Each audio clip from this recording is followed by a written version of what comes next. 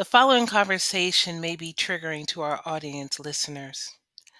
Topics such as suicide, childhood trauma will be discussed in our conversation.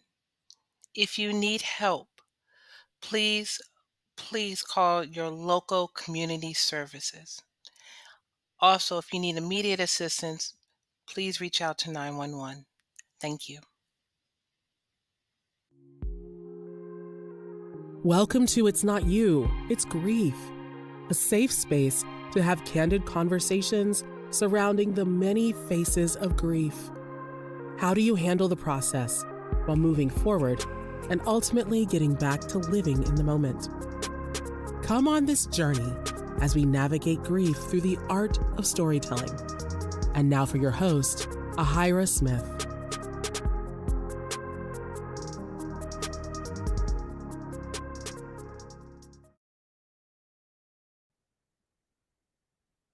Hello, everyone, and welcome to another episode of It's Not You, It's Grief.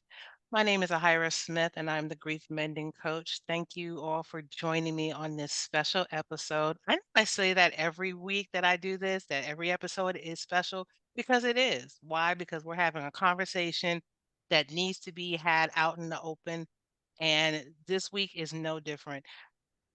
What can I say about this gentleman here? I'll be transparent. I just met him last month.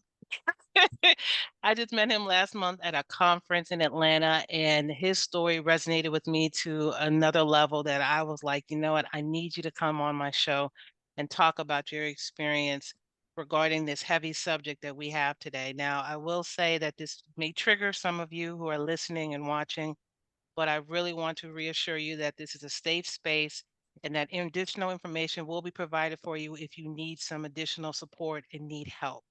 Okay, so I want to introduce you to my guest. This gentleman happens to be an educator, an author, a speaker, a consultant. He's from New York, so I got to give much love to New York, but currently residing in Houston, Texas, where that good barbecue is, or so I heard. Uh, he's been a teacher for more than 10 years, as well as a speaker and consultant. He works with our youth in terms of helping them find their power within their own vulnerability. He's a connector, if you will, if that's the best way I can describe him. He's a college advisor, but working at a high school campus. So he's helping connect the dots for our youth to make that transition from high school to college and beyond. He is somebody who's very passionate about making sure that our youth have access to all the resources that are available to them.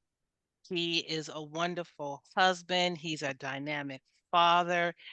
I mean, I can go on and on about this. And one thing I really can say is that he has such a good energy and good vibe because of the fact of he's aware of his purpose. And that speaks a lot nowadays. And without further ado, I definitely want to introduce my future stronghold brother from New York, Mr. Carlos. Carlos, can you hear me? Yes, I can. Thank you so much for the Awesome. intro. I honestly, that's the best intro I've ever had thus far, and Stop I've done a lying. lot of Stop lying. interviews. So yeah, Stop lying. that Stop was lying. dope. No, I'm telling you, you up there. That's top two right there. That's top That's two. That top was two. fun. That was Okay, fun. okay. So That was I'm fun. I'm behind I'm behind No, the no, no. missus I and your mean, daughter. but top That's two, fine. that might be number one. I got to think about it, but I mean, like, I felt that. I was looking you in the eyes when you was talking. I was like, ooh, damn, that was pretty good. Well, I appreciate that. Thank you so much. I was practicing because that New York, I'm like, I gotta come with that New York swag. I gotta come with that flavor. So, Yeah, yeah. Nah, it was amazing. Thank you for the intro. I appreciate it. Thank you. I'm oh, thank you for grateful to be joining here. me. Thank you for joining me. So, this topic is, like I said, it's heavy, and for a lot of people who do not know, November 18th happens to be the International Awareness Day for those who are survivors of suicides. And what I mean by that, this is a day that is to support those loved ones who unfortunately have had somebody close to them or in their family who has committed suicide. And it's hard to believe that there are such days like this that exist, but I also think that it helps people start the conversations that need to be had out in the open versus it being behind closed doors, because we just don't know what people are dealing with. And I'm a firm believer that with this pandemic that had taken place, whatever was suppressed, whatever was hidden had been revealed. And now the floodgates are open in terms of mental health, and all of these concerns are being addressed out in the open, but there's not enough support to help folks move through that grief and loss. And so I would really love it for you to share your story with me and my audience and just kind of take us into your world in regards to how this particular subject resonates with you so deeply. Yeah, I'll let you so have it. thank you. Thank you. I think it does hit deep, but I think I like to be a representation of the work. A lot of the place that I'm at now is because I've done the work of going to that dark place and getting to know myself and asking those questions that are very difficult to ask myself and processing, right? And then looking for help and guidance throughout it all. So those are the first things. But back to where it all started. My father struggled. He was a product of the school to prison pipeline, a functional alcoholic, and but he kept a job, and I say functional because he kept the job for over 30 years, a construction worker. He worked really hard, but he came from a very rough background. He had 8 siblings. His dad died when he was 4, so his mom struggled. He was going to school with limited resources. He saw a lot of trauma at home, domestic violence, abuse. He was in a generation of where teachers could put their hands on students. So he was one of those kids that got reprimanded constantly by teachers, and his mother, pushed for that to happen more to discipline him, having the fear of most mothers that their son isn't going to survive out there, right? So he was struggling with a lot. He got away and he built his family in and came from Puerto Rico to New York. And he married a college educated woman, had 3 children. But as he was getting away and he didn't do that processing and be in that dark place that I learned the importance of later on, it kept on coming up in different ways. When he would have outbursts, when he have problems at work, with his marriage, with his kids, he'll want to run away and try to escape with alcohol and substances and disappear for a while. So he was doing that throughout my childhood, but he was the nicest guy that I ever knew, like kind-hearted, loving, caring, like really like wanted to be a father and did his very best without knowing what a father looked like because he didn't have one growing up. And he didn't have mentors that I was fortunate enough to have, and trying to protect me from everything, right? Because he was about it. He was in it, like from the streets, and knew what was happening, and he would protect me. People knew me as his son, so I wouldn't be bothered in certain arenas, right? So, but I noticed that, from a young age, I had to be in this place of having to understand differently and work differently than he was, right? So I used to argue with him a lot and be like, why don't you just stop drinking? Why are you hurting mom? Like, just stop. And everything changed when I started asking the right questions. Why do you drink? Where does that come from? What makes you want to run away? And that's where our relationship changed. I'm talking like 10, 11, 12. And we're talking like this. And I felt weird at times because I was like, hey, like, I I should have a father I can go to talk about these things. Why is my father coming to me? Right? It just Mm. felt weird. It felt awkward. But I kept on, playing the role and building up, and, you know, was able to make something of myself, establish myself, after became the first man to graduate from college in my family, And it was a real big pride thing. I remember getting calls from Rikers Island my first 2 years in college from my father. And that was tough. And I remember pushing myself like, hey, like, there's something bigger here. I want to go home. I want to help my mom. I want to temporarily help. But if I stay and I finish, I will help on the bigger picture, right? The pride that will go behind my son did it, right? So that got me through that. And then when I got out, there was still things happening where I wanted to get away from and try to build and establish a different life, right? You can't to do something different. You're gonna have to do things that never been done before. So when you do that, it looks unfamiliar, and then you become outcast, right, from the family in little ways, right? They love you, but when why you acting different? Like why you think you better? Like when you're just trying to create something that was never. I grew up on Fresh Prince, so I was always trying to find like, oh, Uncle Phil's house, right? Trying to create that, right? So and you know, my family, and this is what happened to my father. I say this all the time. My family could dance. We danced bachata, merengue, salsa, all of that. We danced so well. We parties were popping every single party we had, but everybody could dance so well that they learned how to dance around their issues, and no one learned to be direct. Right. So all my life, I would be at parties and feel the tension in the room, but people would act like they were okay. Right. Is this whole fake, like we're good and everything's all right, but you're not talking about anything. And then I felt it. You cut it with a knife. Right. And my father was a product of that. My father never learned how to be direct or build the skills to see the importance of like, hey, I'm going to be uncomfortable for 5 minutes rather than 5 months every time you come in this room. You're going to know how I feel and that I don't like that you do that, whether you're going to want to be in my life and change your behavior, or you're just not going to mess with me. Either way, I win.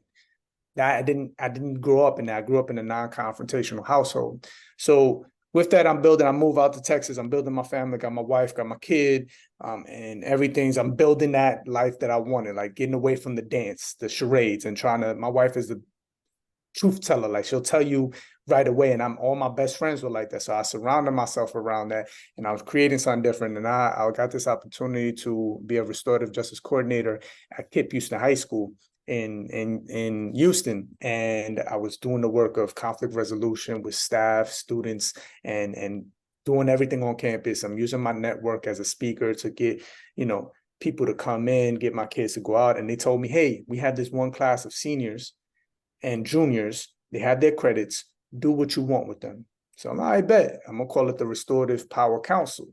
And I taught them conflict resolution skills, gave them duties on campus, gave them assessments, made it measurable, and to aligned the lessons to standards. I sat down with lesson plan savants and made it like a thing. So I had a whole curriculum building full time, like I'm doing it and testing it out daily.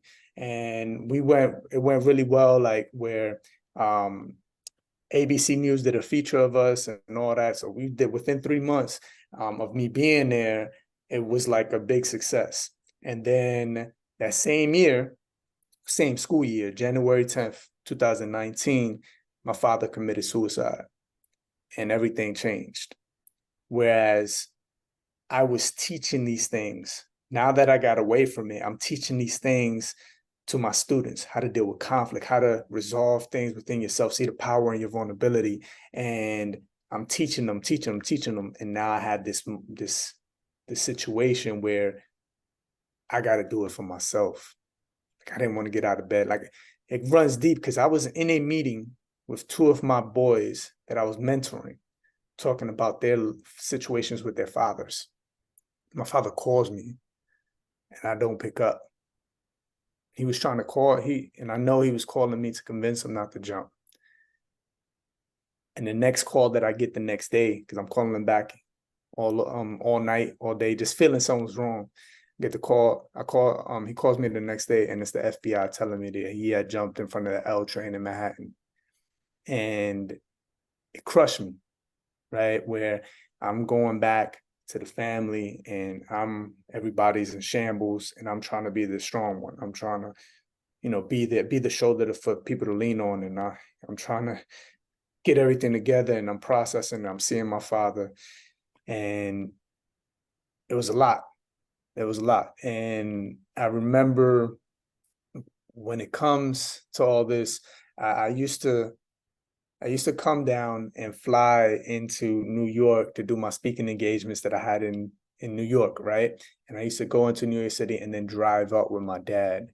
And I remember those were one of the most precious moments. It was like 7-hour drives, and we would talk for hours, laugh, cry, argue, scream, hug, you know what I mean? And really hash out everything. And I know my siblings didn't have that moment with him, but I did. And I remember I had booked one for my alumni, SUNY Cortland, upstate New York.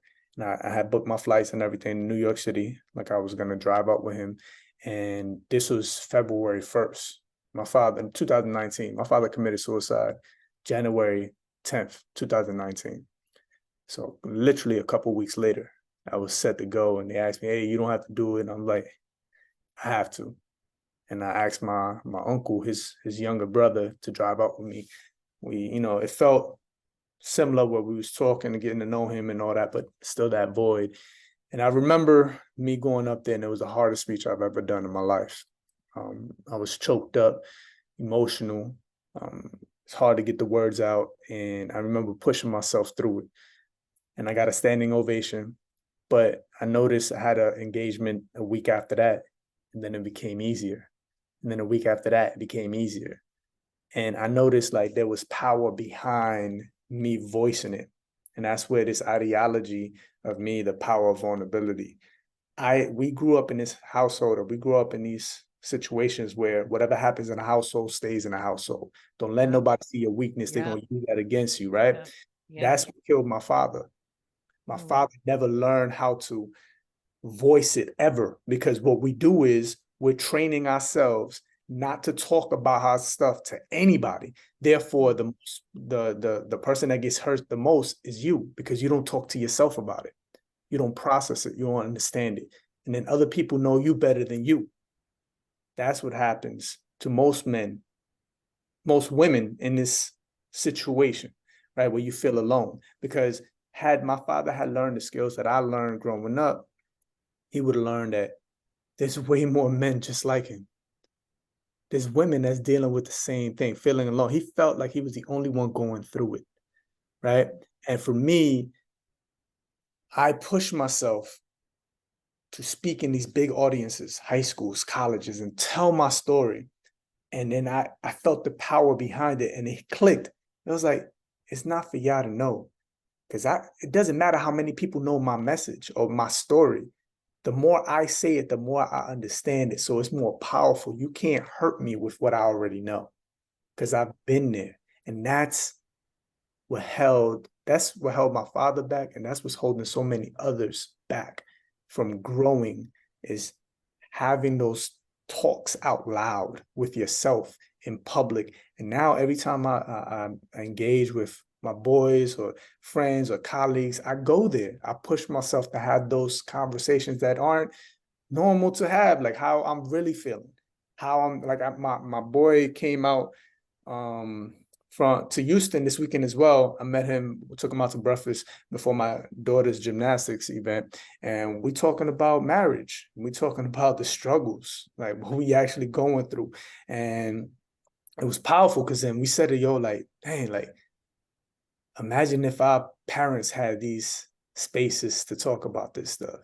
They didn't, right? Like, we pushing it forward where I'm talking about things that we're trying to, and then even we both read the Will Smith book, and how he was so open with his struggles, and he was so imperfect, but for so many years, he presented as perfect, right? And then he uncovered everything in the book, and it made sense. And the book came out way before everything happened with, the Oscars and all that. But if you read the book, it's like, oh, he's still hurting.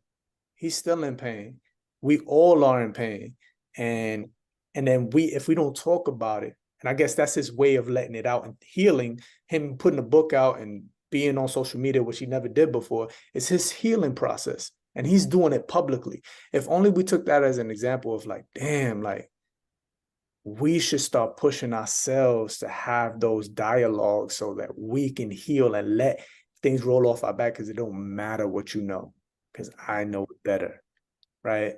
So all that to say, the power of vulnerability is what got me here, right? And the reason I could talk with power and without shedding a tear about this traumatic event that happened in my life is because it started a ripple effect of me doing this type of work consistently, and it made me a better husband, a better father, a better son, a better friend, a better brother.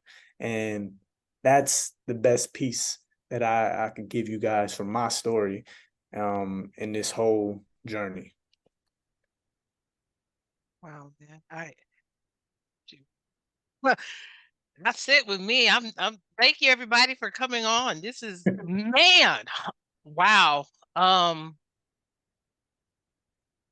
well, first of all, let me just I know it's a couple of years since, but let me offer my sincere condolences to you on the loss of your father, brother. I would never sit there and say I understand where you're coming from, because that would just be an insult to that of your journey and your experience. But I'm so appreciative of you sharing that with me and my audience. That's powerful. And I see how powerful you are with your vulnerability. And you're right. It is something beautiful to watch, especially when it comes to our men, to see them be open like this. And there's so many different factors that come into play as far as how we get to this point here. Because you're right. I grew up in that same era. Don't nobody talk about our business in this house except in here. You don't go out there. You don't go to no psychiatrist, no doctor. You don't do that. Everything what happens here stays here.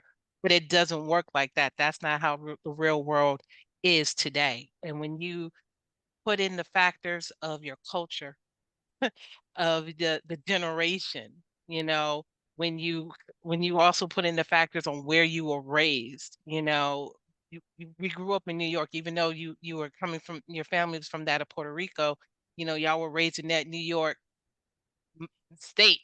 And I grew up in New York, and you and I both know New York isn't Atlanta and it ain't Chicago. It's a different mindset, and all of these things play a factor, and also the era in which we came up in.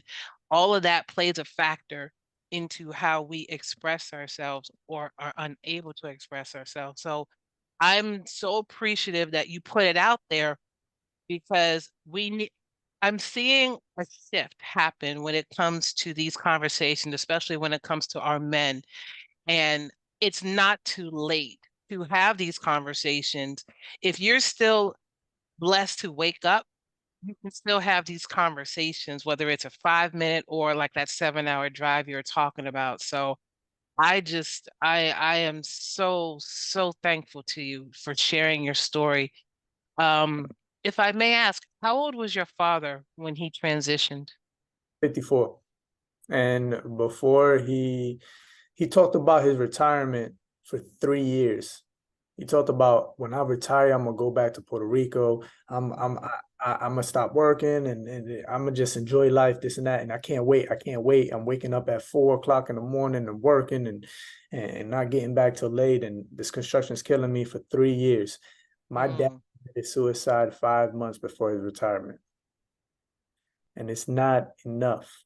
So what I'm saying, he was about to be free, and it killed him. And I think the thing that killed him the most internally was that he was gonna have a lot more time to himself. He was afraid, mm, he was afraid of being by himself. That caused him to get to this place. And I think before everything went crazy, he had an injury. He had fell on the work, and he kind of had shoulder surgery. So surgery on his shoulder. So he was out for a couple months. And I think he felt that moment of like, whoa, whoa, whoa, whoa, whoa, whoa, whoa. I don't like this. I don't like being alone with my thoughts and not being distracted. mm, And then, as he got closer, he started, and then working, he started getting that fear of like, and things were happening. And so I know you know, that was a big part of it. He was very young, but it just he so many years of trauma, unmet trauma, not talking, not processing, and trying doing unhealthy things to deal with it, led to, what happened on January 10th, 2019. Wow, man, that's young. That is that is so young to for all of that to happen to your dad. And it sounded like your dad was like a lot of people I knew grew up with. It was always on the go, always on the go. Just they could only sit still for a few minutes and then they got to do something else. Otherwise, like you said, it's going to have them sit within themselves. And I know when that pandemic came on us, there was so many people who had to sit with Yeah. themselves that they haven't sat with themselves in decades. And it shifted so much. Again, it was like ripping off a Pandora's box that whatever was suppressed for those 5 months, those 10, 20, 30 years, none of it was suppressed anymore. Everything just erupted. I think for me with the pandemic, because the pandemic happened right after that. My Yeah. dad committed suicide in 2019. 1 year later, we were put in that situation, and I think that was God for me personally telling me process. Don't let this cycle continue. Because I did Mm, some research, and my father's father jumped in front of a bus. My father jumped in front of a train. So my mission is so that I don't jump, and my daughter asks, why did he jump? So I think the world was speaking to me in a way different, where everything was going on and everything was spiraling. My marriage, I just was different. I didn't want to talk. I'm not the person I am today. Um, it was hard. It was hard to get here. Like I had to be alone. I had to go to therapy. I had to relearn how to talk to my wife. I had to unlearn a lot of crap that I was doing, and get to a place of true understanding of who I was going to. My wife said when he passed, she was like, "Oh, your dad trained you to be better than him. And for so long, that's all you talked about. He drank, so you don't drink. You mm, you do this, he didn't do that." And now that he's gone, she told me, this is my wife talking to me, I'm afraid. I was like, what are you talking about? I was like, because who are you now without your measuring stick? mm. And I was like, what? And I couldn't answer that question. And the Are you next day I without was your in measuring therapy. stick?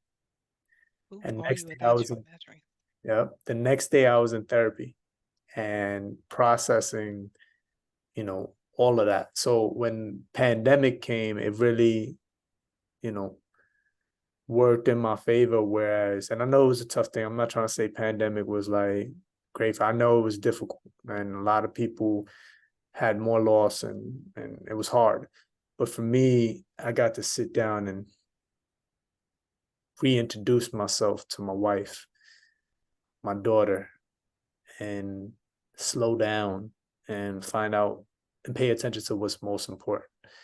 And being in Texas where everything's more open, there's more, not everything's crammed up. We were next to a park where we went for long walks and be out in nature, and then go right back to the apartment and be like, have these conversations and really, so all of that, my trauma happened, and then the pandemic happened, and it got me to like really work on who I was going to be next. That stage, that old me was over with.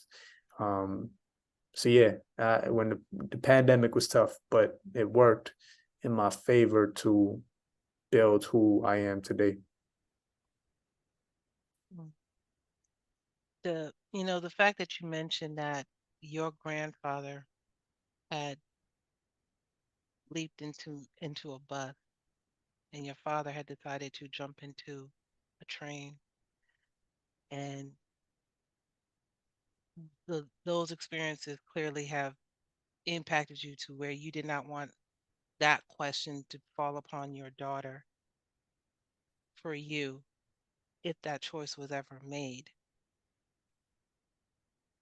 My question to you is this. Well, first of all, how how do you speak with your daughter? Because I know she's at a very young age. How do you talk with your daughter about not only your father, her grandfather, but the stigma that mental illness, you know, oftentimes get, especially regarding suicide, because we live in such a digital world and these kids have access to so much just in the palm of their hands with their devices, as opposed to when I was growing up. We had to go to the library and look through encyclopedias and stuff like this just wasn't out in the open. So how do you have these conversations with your young daughter about her grandfather and even her great grandfather, and about the mental illness, the stigma that ties into it? How do you do that? It's difficult. I'm gonna be honest with you. My daughter's 9. She knows her grandfather passed, but she doesn't know particularly how. She know that he was dealing with stuff and he was not feeling well. But one thing that I build on is language. How you speak to yourself is how others will treat you and how others will think it's okay to speak to yourself, to you. So I think for me, I'm big on replacing words that naturally come up when she fails at something or the way she reacts. And then immediately, why do you feel that way? What caused you to go there? Let's talk about it. And I'm not perfect in any way. I sometimes I do it with her. I'm like, hey, it's a reminder for me, like, hey, why in the hell did I scream? Why did I Mm, raise my voice? Right. mm, And what's really causing that? Like, am I really angry with this person, or is this situation that I haven't processed yet and I'm ignoring that's festering? Right. And then like that, having those conversations and being open with my daughter, just like, hey, like, where's that coming from? What's really bothering you? Oh, I don't know. Is it no? Like, that's if you need a minute. And my wife is way better at this than I am, but just being in the environment is pushing myself to have these conversations. Like, hey, like, what? Let's take a minute and then come back and mm, think about what it could have stemmed from, so mm, that it doesn't happen again. And that's essentially what restorative justice, restorative power is all about: getting to the root cause of it, so it doesn't repeat, so the actions don't continue. So I think for me, it's alignment. To answer your question, it's about talking about alignment and then representing alignment. Everything that I do aligns. What I do within the schools as a college counselor aligns to what I speak about at colleges to students, aligns to me helping people build curriculum within schools and implementing that. And it aligns to who I am as a husband, as a father, and every other aspect. I talk about the same stuff. Like everything I just talked about is basically restorative power, which is the program that I help implement within schools. When I go to schools, I talk like, hey, this kid is punching a hole in the wall. This kid is flipping up tables. That's a cry for help. That's not personal. Who do you see when that happens? Because I see my father. mm, That allows me to keep my tone down and let them understand, like, hey, I'm not going to go there with you. You're going to come down to me. And mm, usually you stay, but it comes from experience. So, like, when I do these engagements with the adults, because we talk about speaking to schools and kids need the most help. That's not true. The adults mm. need more Nope. help than the students, because Yeah. the adults are the ones that just got by. If you think about it, within the schools, most teachers were the ones that were able to be obedient and do what they had to do, Right. right? The ones that think outside the box, the ones that are not successful in the school situation, right? It's that later on Mhm, they end up finding that they continue thinking outside, because we live in a box lifestyle. Think about it. We wake up in a box called the bed. We get up, we walk into a box called the shower. We go downstairs, we open a box of cereal, we eat that. Then we go into the box with wheels and we drive to a bigger box, right? Called a school. And then we go and sit in front of a box called the desk.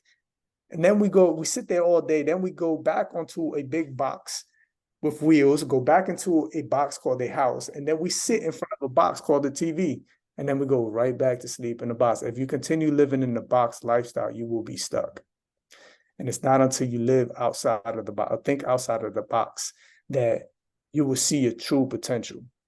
So when I'm within these schools and these environments and with my daughter, it's about thinking outside the box and paying attention to your language and being aware of what's really going on so that you can be whole, right? And that all aligns to what happened with my father and to his father. And if I look down my ancestry line, I bet you there's a bunch of men that didn't deal with their stuff and they went through a lot.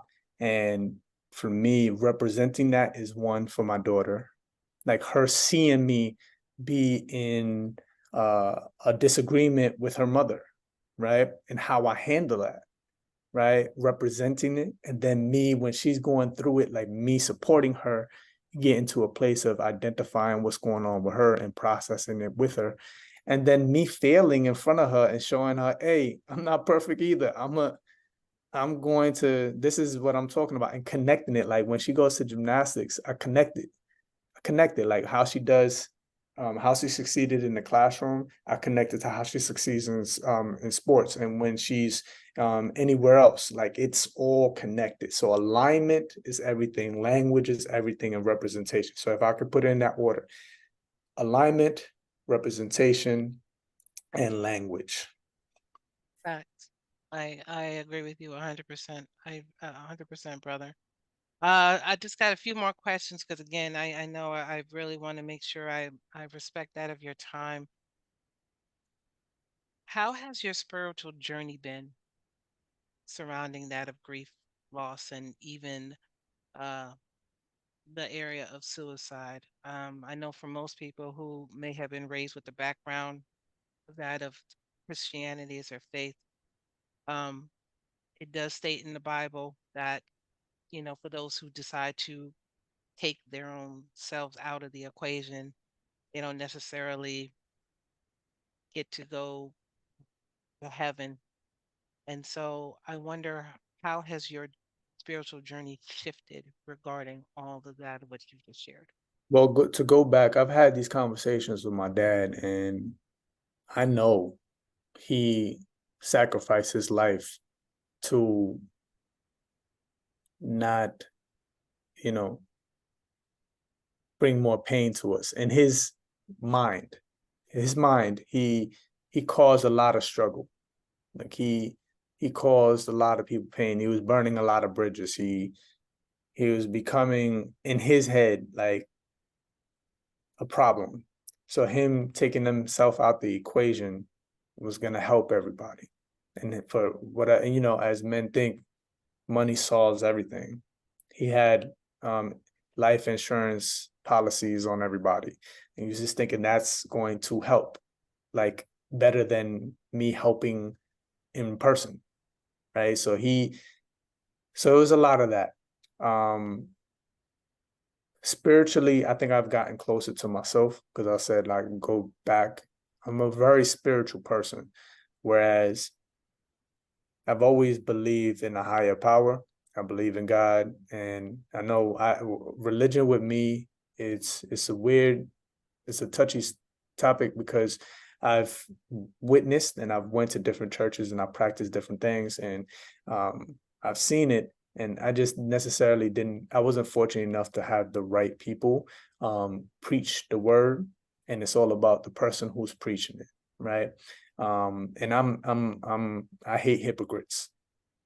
So, and I've done Christian, Catholic, and Baptist churches, and I've tried it.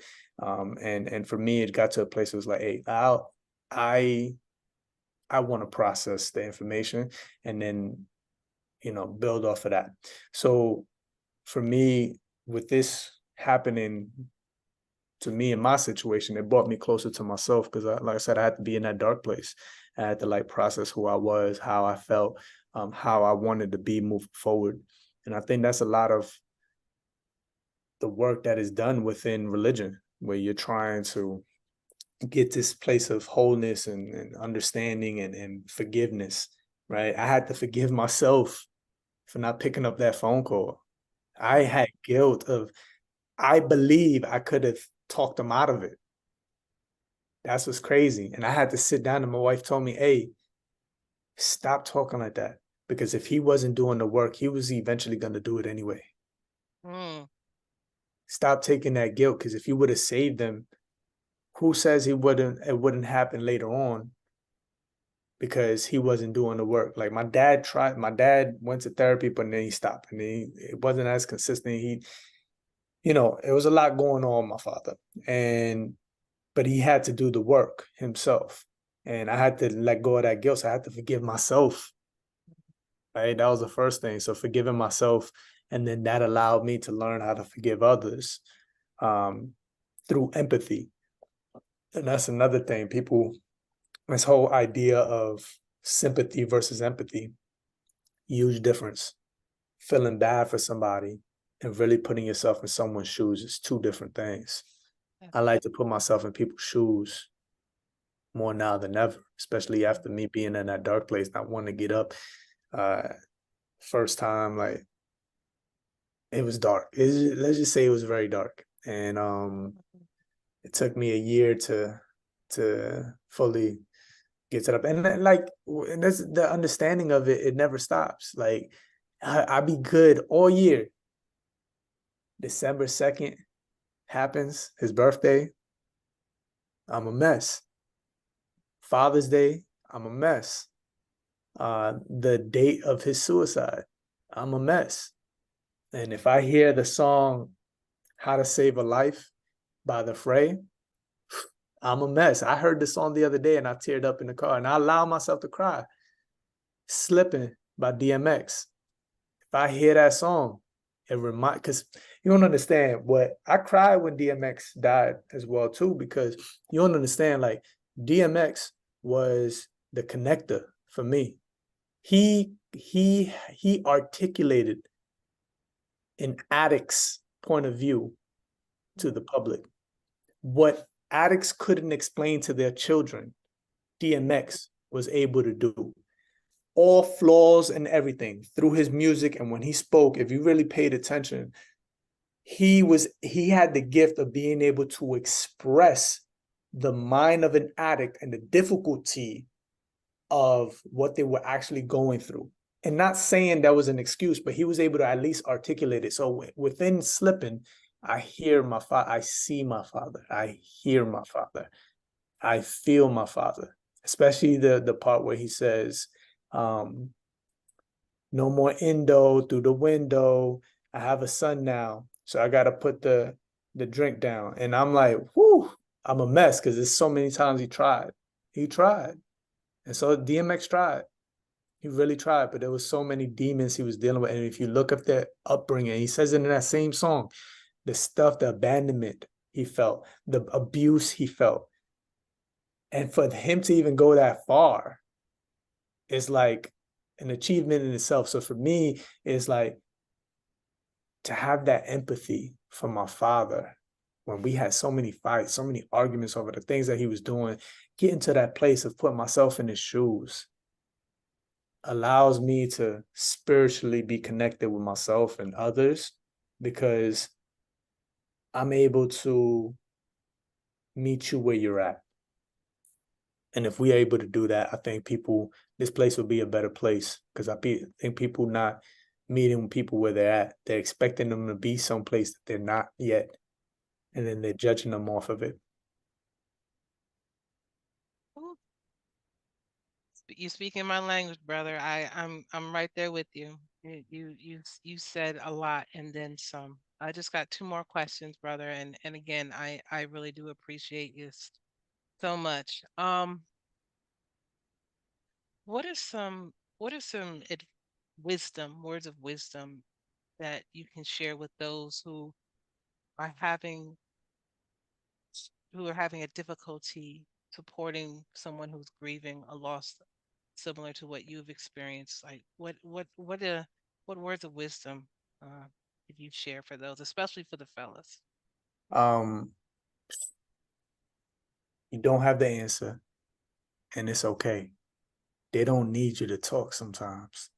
Just sit there and be. I had to learn that the hard way. I used to have to like when he called, I would always come with a response. And then it made me think like my wife checked me and was like, am I really listening? Or am I just preparing my response while you're talking? Mm, And I had to, and like I said, this whole experience made me a better person in all aspects because I had to take that to my marriage. Sometimes she don't need me to talk. She just need me to sit there. My wife just needs me to like listen and be like, all right, next time you feeling that way, you could call on me again and I'll just sit here and listen. I'll sit there with you and make you feel like you're not alone. And that's what my father felt. So when you are trying to push solutions, it may be aggravating to a person that feels like they're not looking for that. When you are trying to make them understand something that they don't understand or they're not ready to understand, it can be frustrating. You're not meeting them where they're at. You're expecting them to be a place that they have never gotten to. And it's not your job to get them there. If you really want to help somebody through there, just be there. Sit there with them. You know, you don't have to, if they're not ready to talk, you don't have to talk. Don't force it. Just be. We talked about this before we started the podcast. What's making me a better father and husband now is understanding the difference of being there and being present. mm, Everybody can be there, but are you present? that's Are you engaging in conversation? Are you understanding why? So what's causing your daughter to react a certain way? What is the things that added up to get your wife to feel the certain way she's feeling now? It's not because she has an attitude. It's because I haven't been paying attention for several days and now it's adding up. And now I'm just acting like things are normal. Like those are the type of things that we need to get caught up in doing. Right. And I think you being present you will understand that sometimes things don't need to be said. Just be present. If you're present, you will know they're not looking for an answer. They're just looking for to be seen. So just see them and allow them to be seen. that's and I deal with that. I struggle with that every day because I know me myself, I've always been engaging. I'm like, talk to me, talk to me, talk to me. But me being a grief coach and everything that, like you said, the past couple of years, it's a shift. And it's like I have to take a step back. And you're right, there is a difference between being there and being present. When you're present, you're fully invested into the moment. It and you said a mouthful by saying, are you really listening or are you preparing your response while the person's talking? And I was just like, oh, you just caught me in my chest because I know when I was in my other profession, I would be like, okay, yeah, yeah, yeah. And I would always have these quick responses. But now I'm just like, I gotta be right here and attentive because if E- I'm not, I'm gonna miss something. And even being present in this moment, I know my struggle. I have privilege. I'm a man, one, and I'm a fair skinned man. I'm married to a black woman. She could do the same thing I'm doing, and she would just be treated differently. Yeah, So I understand what you're saying, but you don't have to tell me the stuff that you probably been through and people do to you on a daily basis to make you feel like you crazy because they have never felt it, and because they never felt it, never seen it, because they don't come from it, they make you feel like there's something wrong with you. Ain't yeah. nothing wrong with you. So first of all, I see you, and I mean, I know you. I'm talking from my personal experience, but I also see you. So like that is different for everybody. And that's what I'm talking about. I'm a living example of it. Like I'm nowhere near perfect, but my eyes are open now. And my peripheral vision is on 1,000.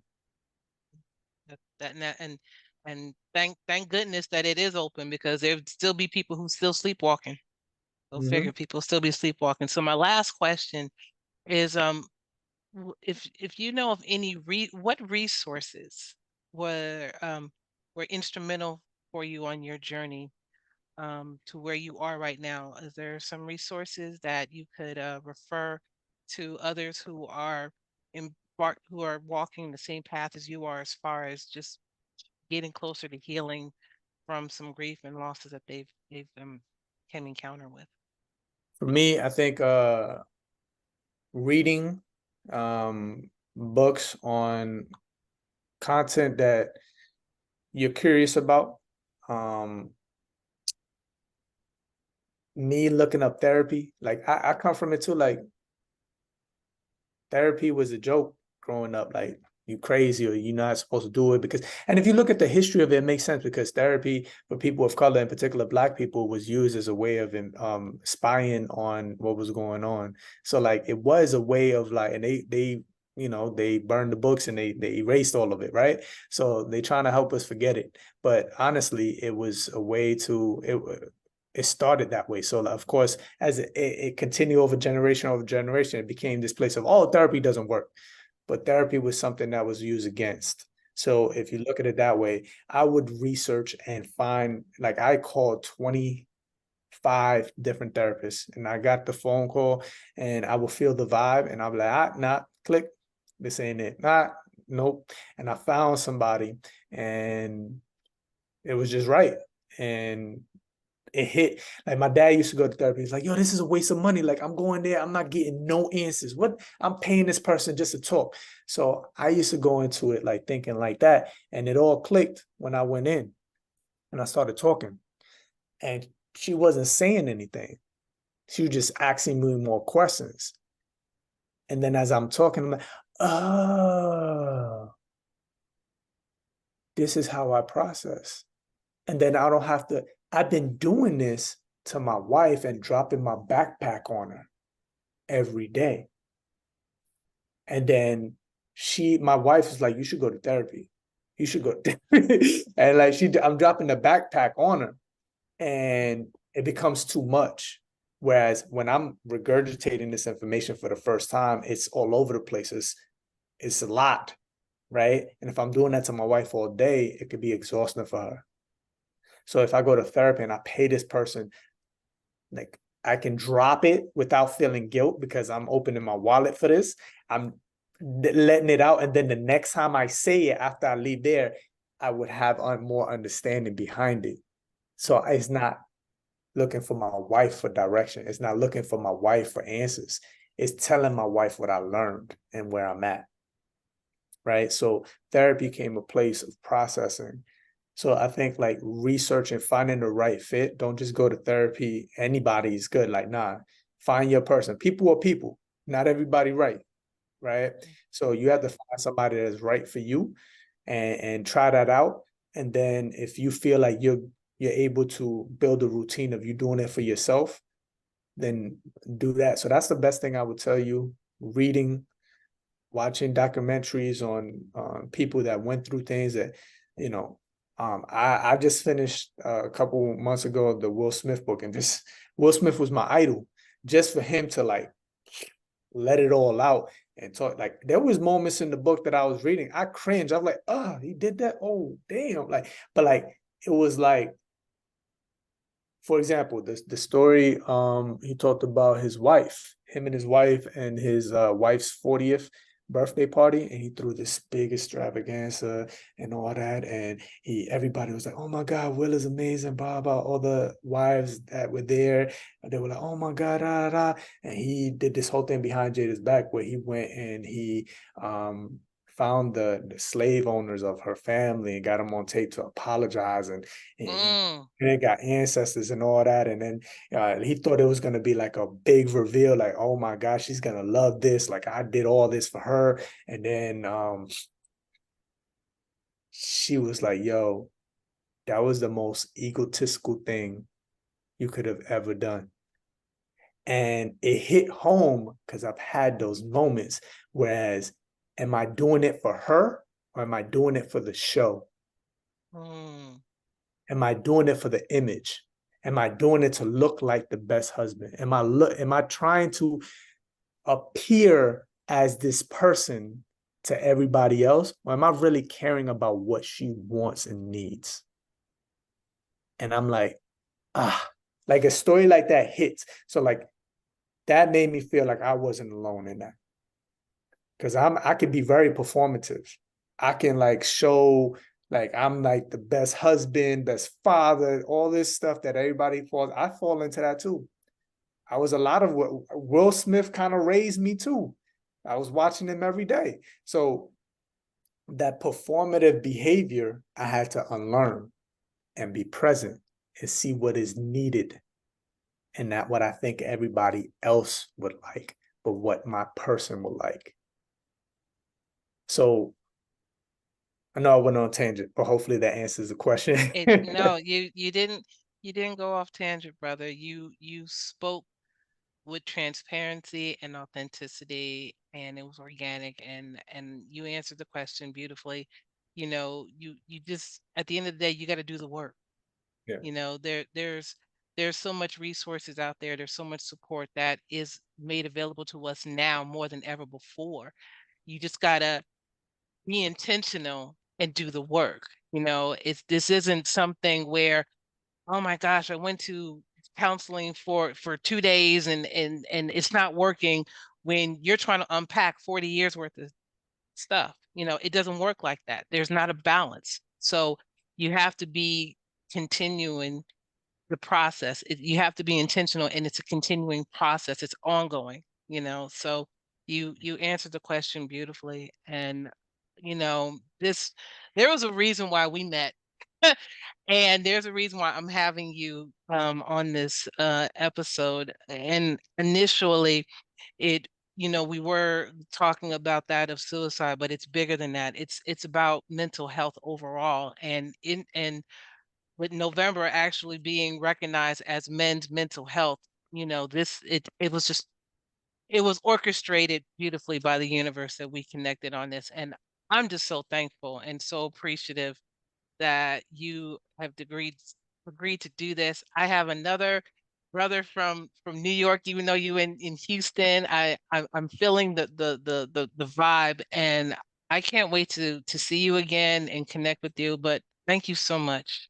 Thank you so much for sharing your story with me and my show. And I look forward that we will continue to have these conversations more out in the open more than ever before. Um, my thoughts and prayers are with you. I know the holidays are coming, and I heard the dates. I got them in my mind, so I'll be checking on you if that's okay with you periodically from time to time. And thank you. Thank you so much. I appreciate it. It's So an amazing conversation.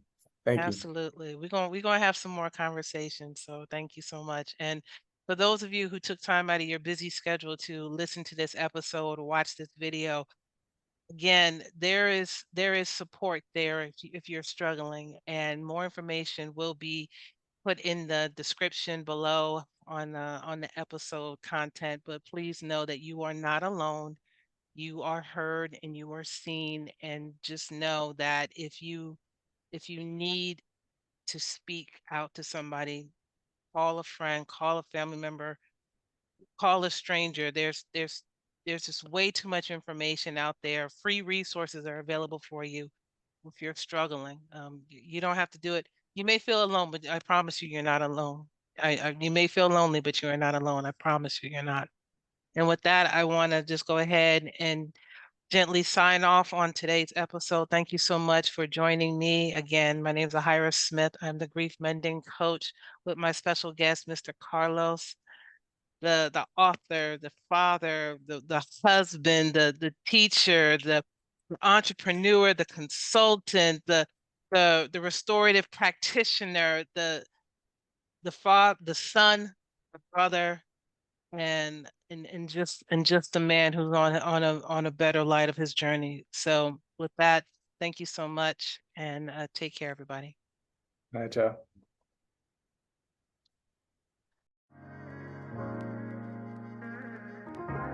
Thank you for listening, being intentional, and sharing this moment with us. We at It's Not You, It's Grief deeply understand the many facets of grieving, and we want to make sure we can be here for you. Again, thank you for listening, and tune in again wherever you subscribe to podcasts. We look forward to seeing you next time. Be well.